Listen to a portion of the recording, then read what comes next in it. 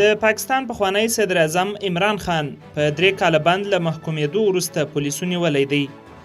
د لاهور پولیسو د پاکستان پخوانی صدر اعظم او د تحریک انصاف مشر عمران خان د شنبې په ورځ وروسته له هغه ونیوی چې د اسلام آباد لومړنۍ محکمې هغه د بهرنیو هیوادونو څخه د تحفو د اخیستو په قضیه کې په 3 کاله بند سزا محکوم کړ.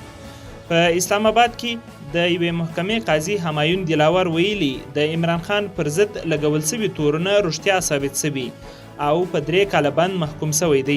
دغه محکمې په خپله پریکړه کې دا هم ویلي چې عمران خان په ناسمو کړنو ملامت دی. د عمران خان د ګوندویان د محکمې پریکړه ناسمه بللې او وایي سترې محکمې ته به اپیل کوي.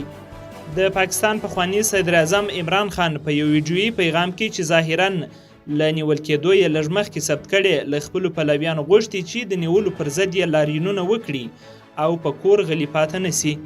پر عمران خان تور و چې د واکمنۍ پر مهال ورکړل سوي ډالۍ یې پلورلې دي. که چیرې د اسلام آباد عالي محکمه د لومړنۍ محکمې پریکړه تایید کړي نو عمران خان به د 5 کلونو لپاره په سیاست کې د برخې اخیستو څخه هم محروم سي.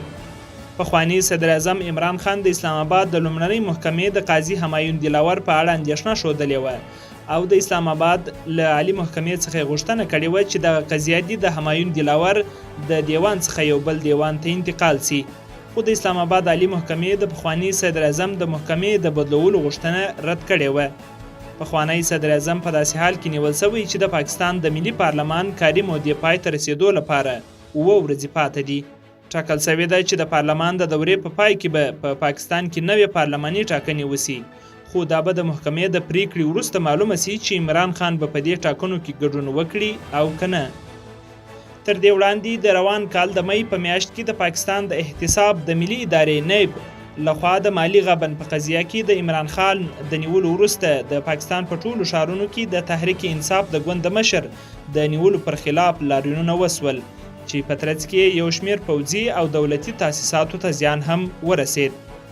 عمران خان د 2013 کال ټولټاکنو کې له بریا وروسته د پاکستان لومړی وزیر وټاکل سو، خو له څه کم 4 کاله واکمنۍ وروسته 13 کال په پارلمان کې د باور رایې ترلاسه کولو کې پاته راغی او له دندې ګوښه سو. ځینې په دې باور دي چې د نوموړي ګوښه کېدو اصلي لامل له پوځ سره مخالفت و.